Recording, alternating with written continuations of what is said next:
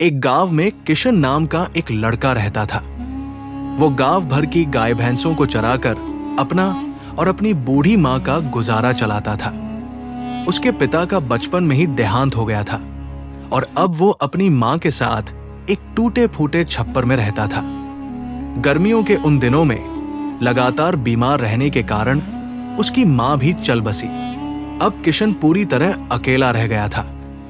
गर्मियों में घास भी खत्म हो चुकी थी, इसलिए उसे गाय भैंसों को चराने दूर दूर तक जाना पड़ता था। अब उसे किसी तरह का कोई डर नहीं लगता था।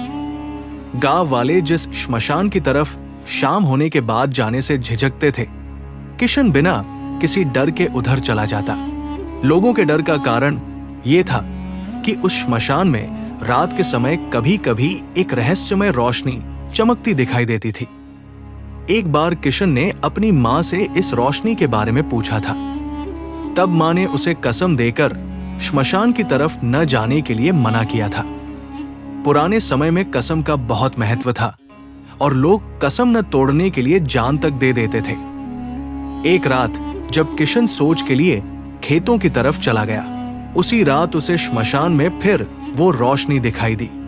अब उसकी माँ नहीं थी, इसलिए कसम का भी कोई मतलब नहीं रहा। उत्सुकता बढ़ने पर वो दबे पांव श्मशान की ओर चल पड़ा। वहां उसने देखा वो रोशनी कोई आग की लौ थी। कोई चूल्हा जल रहा था और उसके पास एक स्त्री बैठी हुई थी। किशन का दिल जोर जोर से धड़कने लगा। गांव वालों की कहानियां याद आई। जरूर ये कोई भूतनी है, उसने मन ही मन सोचा।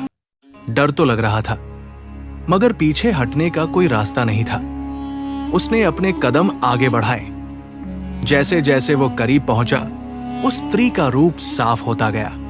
वो एक युवती थी, अद्भुत सुंदरता की। उसके चेहरे पर एक अलौकिक तेज था। वो चूल्हे पर कुछ पका रही थी और उसके हाव भाव में कोई डरावनापन नहीं था। किशन हैरान था। इतनी सुंदर और